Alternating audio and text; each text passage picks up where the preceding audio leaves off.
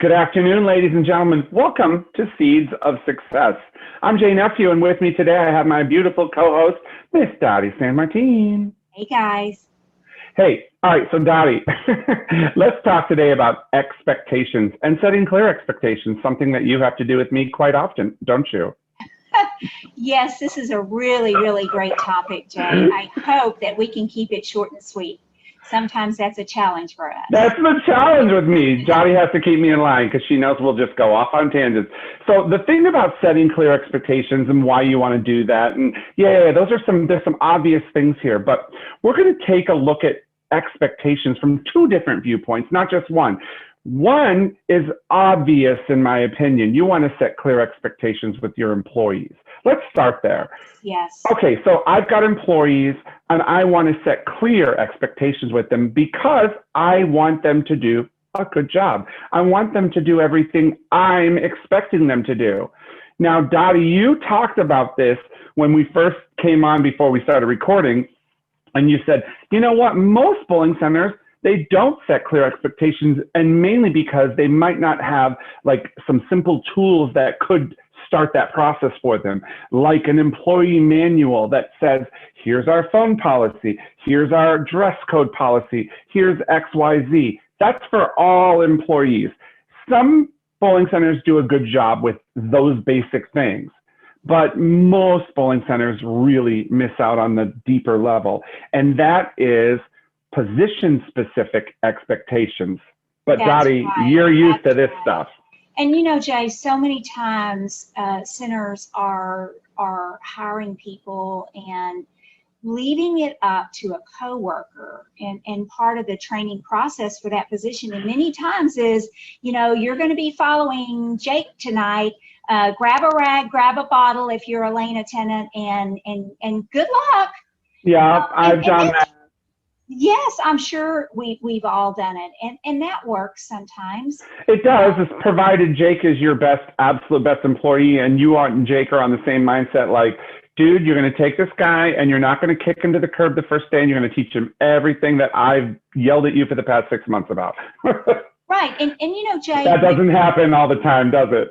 When you do selectively choose a person on your staff to shadow the new person, and it's a very smart process. It is a smart process because that really makes the employee that has seniority feel like you've recognized that they do a good job. So there's many advantages to doing that, but a lot of times you're not really mindful of who you're choosing, and certainly we need to make sure that the person that we are choosing fully understands the goal of what the person is supposed to be doing.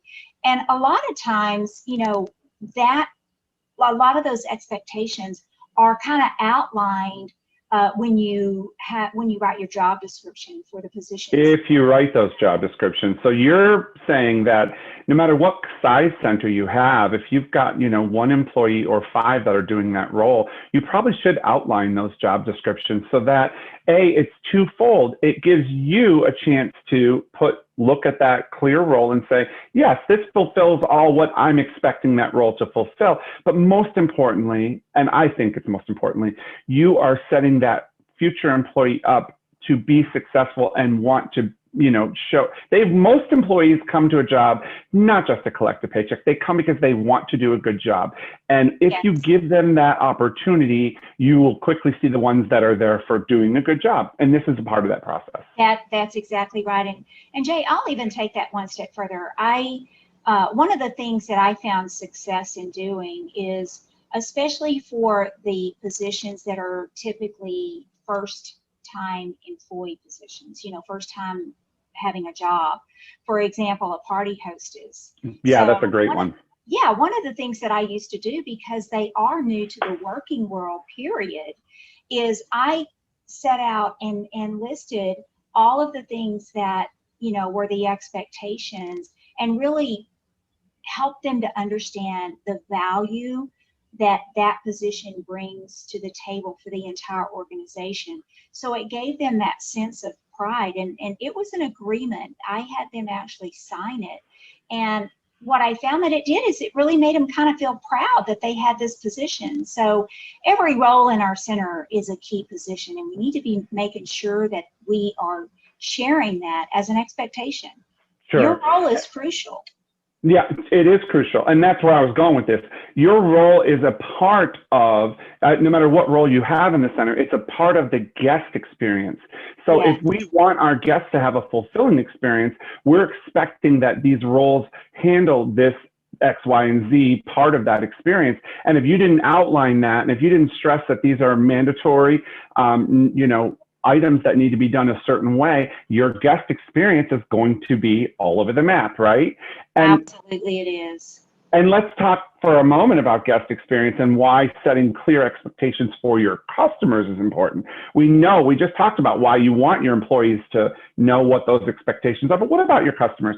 Well, I think that it's really difficult to handle a customer who's already in your facility and has an expectation of their own to do an activity, bring a product, whatever it may be, because it wasn't communicated to them prior to them coming.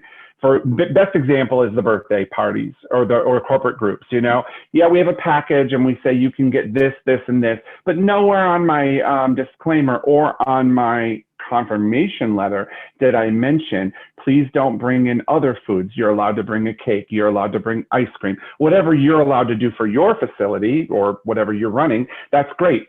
Be honest, be upfront, and be transparent about it. Because if you are going to have to deal with that after the guest is there, it's a totally different experience, and you've already disrupted the guest experience at that point. Yes, and you certainly don't want it to be a dissatisfier as the first impression, when there's no reason for it to be when you take the steps ahead of time to fully educate your customers coming to the building what they can expect. You can expect to bring this, you can expect to have this, you can expect us to take care of Z, P, Q, and B, whatever that is, Yes. just do that. And Jay, we want to be able to meet their expectations of us. And if we're clear in what we're going to deliver, and it's very easy then for you to go over and above that and to do something that's going to really, start to create a buzz with the customers. And, there's a lot of different ways that we need to be putting those expectations out.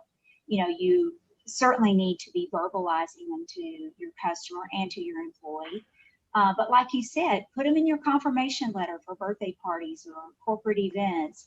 Make sure that you are very clear on your website. Maybe you have a frequently asked questions page or, a do's and don'ts page or, something to let them know what they can and cannot do. But be mindful that you want to make sure that you're not a negative Nancy when you do that. I was just going to say that. Dottie, you read my mind because, all I could think about is Dan Patterson saying, no, don't put those signs up.